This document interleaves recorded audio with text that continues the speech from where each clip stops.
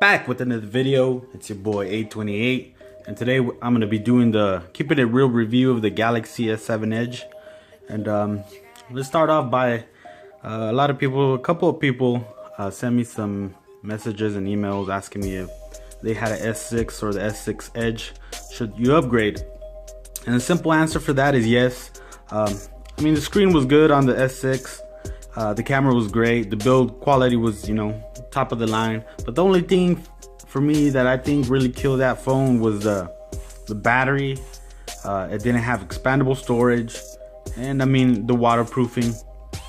And that's one thing I didn't like that Samsung did was, they took away, took those three major things away, and then they added it back on the S7 and the S7 Edge. And I honestly believe the S7 is what the S6 should have been from the start. So yeah, I do think you should upgrade. And if you have an S6 Edge Plus, well, that all comes down to you. If you want that expandable storage, if you want that waterproofing. And another thing I would say would be the ergonomics. The ergonomics on the S7 Edge is by far way superb of the S6 Edge Plus. You don't have a flat surface like on the back. It's easier to hold and grip. So like I said, that would be up to you. If you had the S6 Edge Plus, that's all up to you. But let's start this off by I got the S7 Edge. It was the difference between the Cadillac and the Chevy, the S7 and the S7 Edge. To me, the Edge is more of a Cadillac. You get more premium, just a bigger screen, the premium edges, and a bigger battery. So that's why I went with the S7 Edge. But let's start off by things I didn't like about the S7 Edge. One thing I didn't like was the price. The price was a little savage. I paid about 800 bones for this.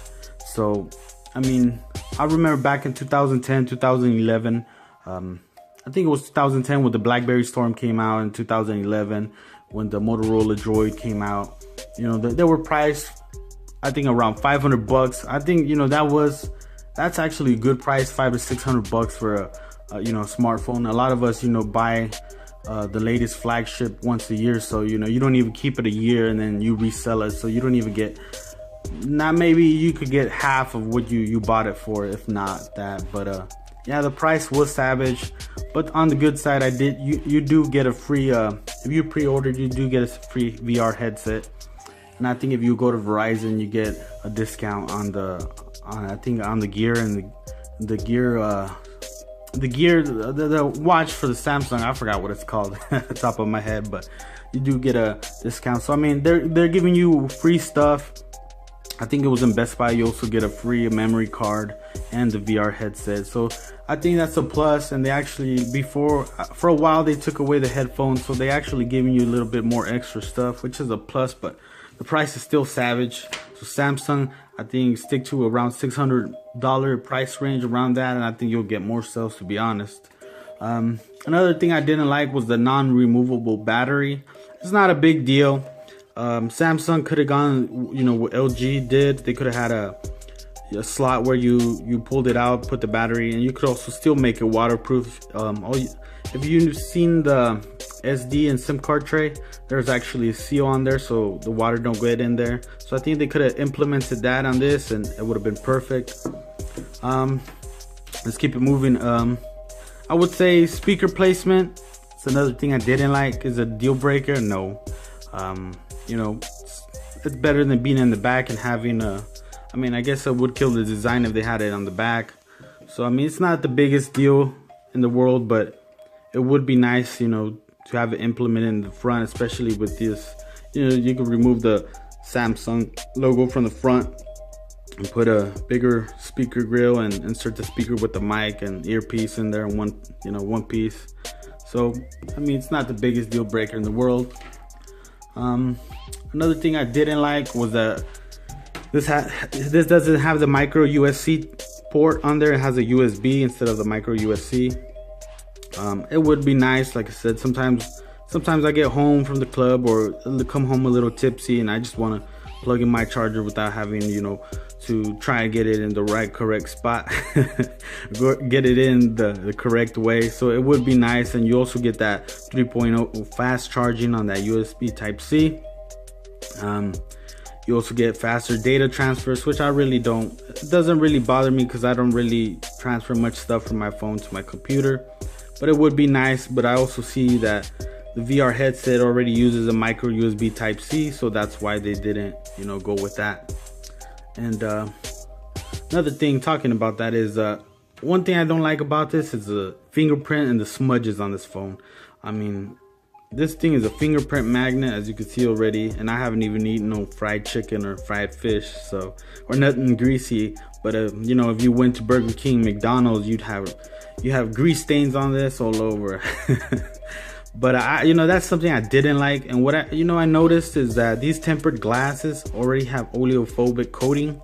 So I don't know if this already has the oleophobic coating, you know, to prevent fingerprints and whatnot. You know, it doesn't really stop the phone from getting fingerprints, but you know, it leaves it to a minimal, you know, fingerprint.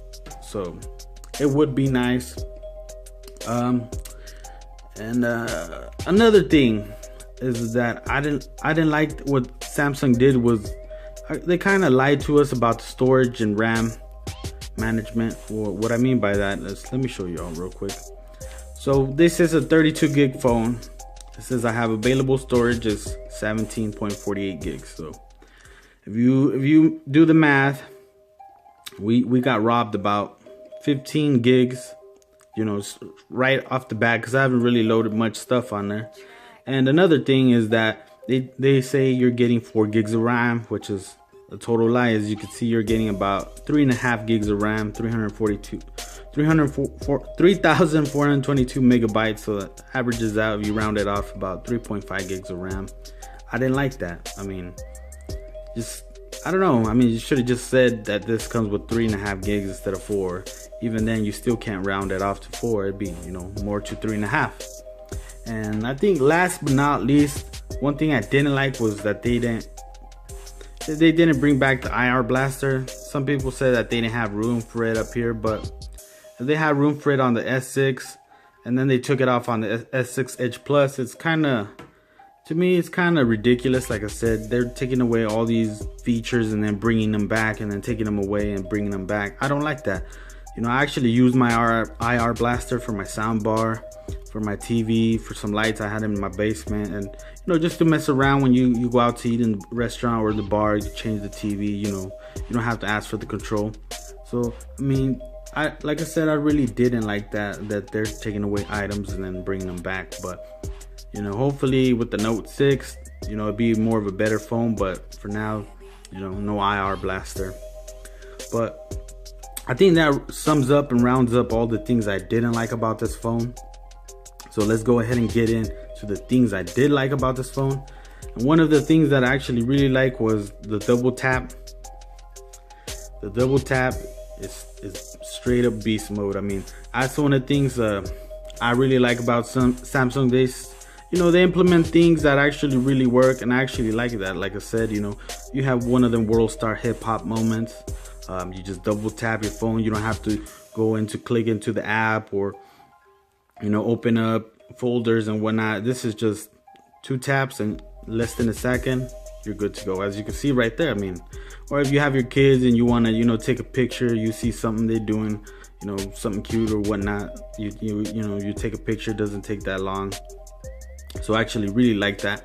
And since we're in the moment of talking about cameras, let's go ahead and talk about this. And a lot of people complaining that Samsung went from 16 megapixels to 12 megapixels, but like everyone else says, megapixels ain't everything. This camera, I will say it's superb to the one on the Note 5 and S6. They actually, you know, did adjustments to the camera that make the camera way better. Yeah, you know, like I said, the megapixels, yeah, just, you know, how you print it out, the size of the picture. But other than that, this is a way better camera than the Note 5. And if you've seen my video of the unboxing, I did see some pictures between the Note 5 and the S7 and the S7 Edge, and it did look like the Note 5 had better quality even under low light. But it's a different story whenever you have the phone and actually take pictures with it, and then you compare it with your own, you know. This actually has way better low light. Of course, you got that 1.7 aperture compared to the 1.9 of the Note 5. takes beautiful lights. You also have your different modes. You got your pro mode, which you could adjust your ISO, your white balance, your shutter speed, whatnot. But to be honest, I don't really mess with this. I'm not a professional photographer, and I really don't. I just like to keep my pictures nice and simple. So I usually just leave it on auto. But it's nice to have all these different modes. You got selective focus. You got panorama, so whenever you go, some scenery, or you go out of town, you're in the mountain and you have awesome views, you could take a long big picture. So you got that. You got video collage. You got live broadcast to YouTube. I've actually used that once or twice, not too much, but it's actually nice to have it. You got slow motion. You got virtual shot.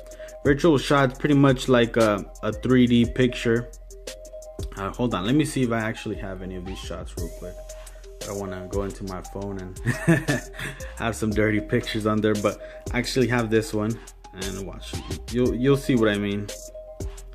So okay, as you can see, this is actually like a 3D shot. You can see different angles of the picture, so it's kind of like a video slash picture, if you put it that way.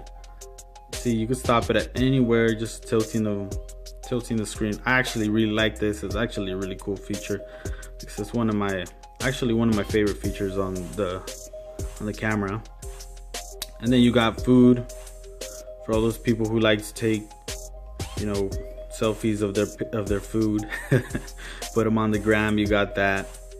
And let's see. And you'll also have hyperlapse, but you also get that good quality in the front, that big wide angle for all the selfies. You can take more of a group picture on there with the front facing camera. But the camera on this is a definite win. It's much better than the Note 5, but of course it should be. You're getting the latest and greatest. But the camera is awesome. And I also like another thing that I liked is that you also get to save all your pictures on the micro SD card. So we're going to go ahead and talk about that. It's something that should have always been there. The SD card should have always been there. It's something that's always been on Samsung phones, except for last year. And I like it because, eventually your storage, if you get a 32 gig, just, like I did, I didn't really need a 64, but either way, some people do take up all that space with pictures and videos and downloads and apps. And it's always good to be able to remove that and put it in your new phone without having to download everything through the cloud again, and having to put everything back on your phone. It's just nice to put that card in and have it there on the go. Like I said, it should have always been there, and I don't know why Samsung took it off in the first place, but I like that. And it's always nice to just be able to go to Walmart or whatnot and develop all your photos without having to transfer it. And I usually print my pictures through my printer, but it's a better quality when you do actually go to like a place that develops pictures. So I actually like that they brought it back, but like I said, it should have always been there since the first place. And let's move on to the next thing. We on the home screen. I would have to say the fingerprint scanner. I'd say this works about 100% of the time. So let's try it out. Give it 5 tries so you guys can see. 1, 2, 3, 4. Let's try one more. So about 4 out of 5 times. I had a little hiccup in the last one, but see, like I'd say it works about 98% of the time. Better than the Note 5 and the S6. I had a little hiccups more on those than this, but like I said, every year it's gonna get better and better. The fingerprint like I said, the fingerprint reader is way quicker than last year's S6. And another thing is setting up your fingerprint on this is actually much faster than the S6 and the Note 5. I think it took me not even 10 seconds to set it up, which I really liked. And it's always good there, for extra security. And what can I say? The fingerprint, reader is actually way better on this one. And let's see what else. Since we are actually on the lock screen, let's talk about this always on display. Actually, At first I didn't like it. At first I thought it was a gimmick, but you know, actually serves its function. At first I wasn't used to it. Like I said, I kept thinking my phone was on. It took a while to get used to, but you know, I actually really like it now. And I actually left the phone one day. I didn't use it. It took about 15% of the battery, you know, just leaving it alone. I didn't use it at all for a whole day. I was using my Note 5. I just left it like that, and it ran about 15% of my battery down, and that's in 24 hours, so which is not bad. I mean, if you want to save that extra battery, you could always turn this off. You also get calendar on there. Let's see what other stuff you get on here. Always on display. You show clock, calendar, or an image. You got different. Let's go. You got different images. You got this like old retro 80s space, and then you got this like star glaze kind of looking, and then you got some trees. I didn't really like any of those. Let's go to calendar. You got different calendar styles with the clock, or different, you know, like I said, you only get 2. And then you got clock, and you got different clock styles. I have mine set on this one, but you got 7 choices to pick from. Hopefully, you know, hopefully they'll start adding more. You know, hopefully they'll start, like I said, add some more, because right now it's kind of boring. But it would be nice to also have more notifications on there. But it is what it is. For what it does the job, and it does it right. So I actually really like that. Like I said, at first I didn't. It was bugging me because I kept thinking my phone was on. But now, you know, you just get used to it. So it is what it is.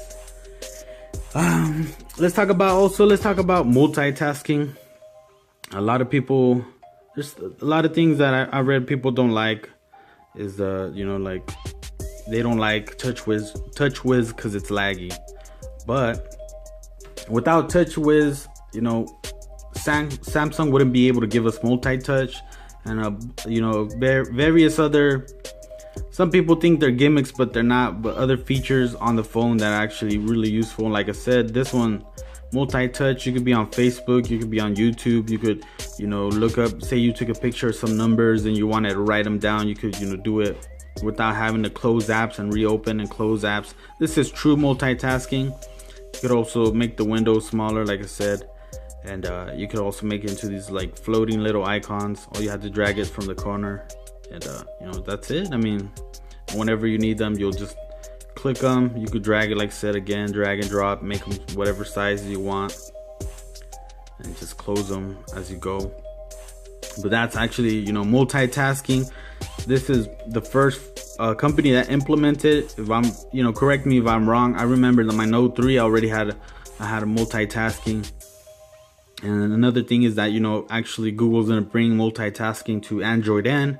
So, you know, there's some things that Samsung has done right, and multitasking is one of them. It actually supports more apps than most companies. Or like LG. I can think of LG and Samsung right now on top of my head are the ones that do multitasking.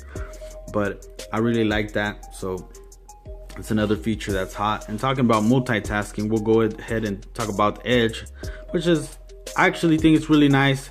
Actually, you know, like I said, I never had a phone with the Edge. I didn't buy the S6 Edge because personally I didn't think it was worth the $100. But I was trying to get the compass to calibrate, but I didn't calibrate. But you also got a compass on here. You got some tools on here. You got a flashlight, and you could also, you know, select the level of brightness on the flashlight. You can see 1, 2, 3, and it gets brighter. Turn it off. It's actually really useful. I've used it a couple times. And let's see if it'll focus. You also got a ruler on there. You got your trends from Twitter. There's a couple apps you could actually download right now, but hopefully they'll start third-party developers will start bringing more apps to the Edge and bring actually more functionality. The Note Edge actually had the most functionality, had more apps to it, and several other stuff. You also got your sports, whoever you follow, your teams. I'm a Barcelona and Broncos fan. Yes, I'm a Broncos fan. And like I said, you also got news, and you got some booty in the news. But see what else. And you also got your, your most apps that you use the most. You could also put on there. You could put whatever you want on there, just people who you call. To me, the Edge is more functional. I guess a little bit more functional, has more apps on it than the S6 did.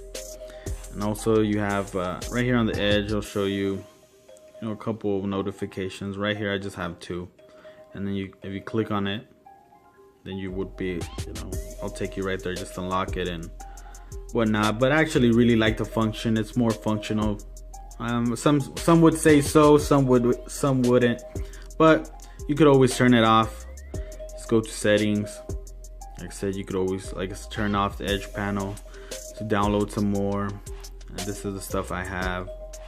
You could also look up stocks and weather. You could also make how big you want the Edge function, where you want it at located. So quick access. You could also put it on the left position, left side. The size, small, medium, large. And the transparency, how far you want it to stick out to be able to notice it. Which, I liked it. It's just simple. Okay, so we back. I had to take a quick call, but let's go ahead and wrap this up. I had a couple, just like 3 more things I wanted to talk about. One of them was a speaker. I mean, the speaker wasn't too bad. I mean, it's not the best placement, but it's actually good compared to a lot of phones out there.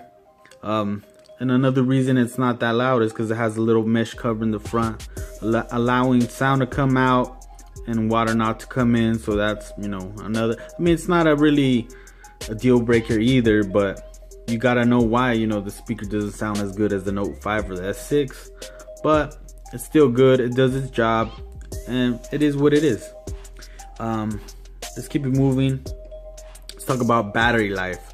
This one has a 3600 milliamp hour battery. The battery is actually better than the Note 5 and the S6, even though you got that 600 milliamp hours.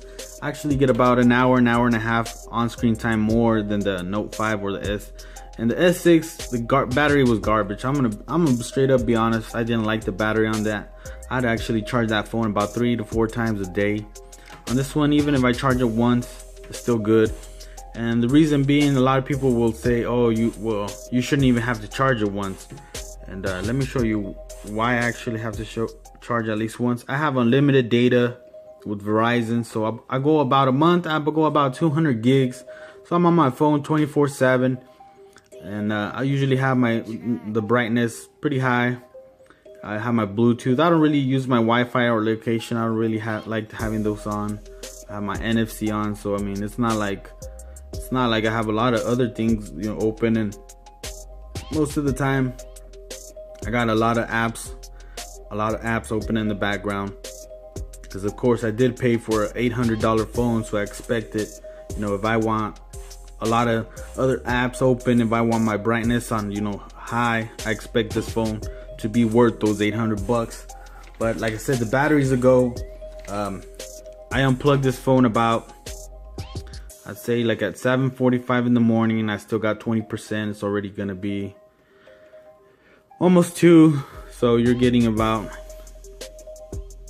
already going almost about close to 7 hours of use, and I'll probably have to charge it around maybe 4 o'clock or close to 5. I'll have to charge the phone again, which is not bad. Like I said, charge it once a day, can't really complain. Plus you got the quick charging, the wireless, Qi wireless, wireless charging on there. So I really don't like the Qi wireless charging, to be honest with you. I actually like being plugged in. I have a 10-foot USB cable, and the wireless, you have to set it down. I mean, yeah, it's convenient. Some people like it, some people don't, but it's there. So I mean, still good. But personally, this phone charges quick, so I can't really complain. A lot of people will be like, oh well, I wanted to run a full day without having to charge, and a lot of you guys will be able to, because a lot of you guys have only like 4, 6, or 10 gigs to use a day, and the rest of the day maybe you're connected to Wi-Fi at home, but throughout the day you won't be using it as much. But I actually like it. The battery is a definite win, and hopefully they'll keep on improving. It's a little bit thicker, but it's not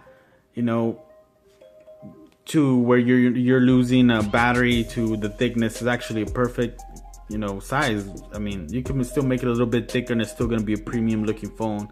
I'd rather have a bigger battery and a thicker phone than, you know, a small thin ass phone with a, you know, 3-hour use on screen time battery. So it is what it is. I like the battery. Some of y'all might have some, you know, different opinions, but let's wrap this up talking about, you know, battery. Let's talk about the most important thing, the most beautiful thing on this phone, the screen and the build. The screen on this is so crisp. I don't know, maybe just because it's maybe a smaller screen than a Note 5, but even at 5.5 inches, the screen is beautiful. The AMOLED makes the colors pop.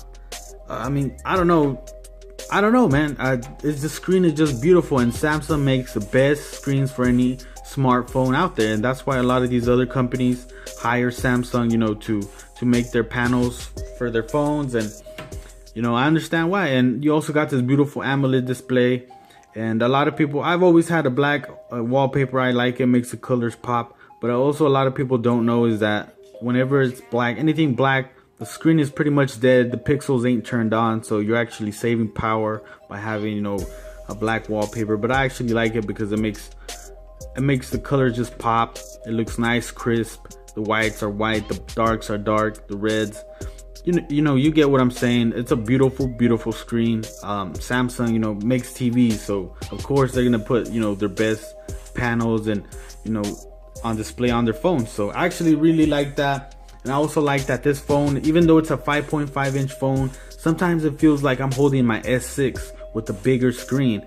The ergonomics on this phone is beautiful. I mean, I've holded the S6 Edge Plus. I didn't like that. It was real flat and it's kind of, you know, it would cut into your hand a little bit with the sharp edges and whatnot. But the ergonomics on this phone is beautiful. They did an awesome job. I mean, the colors, actually, like you can see, I got the gold platinum, but to me, the gold platinum's more like a godly color. It feels like a piece of jewelry. I seen the platinum one. It kind of feels, I don't know. You've seen those cheap rims that they would sell at Walmart with that chrome finish. It kind of looks like that. I don't really like it.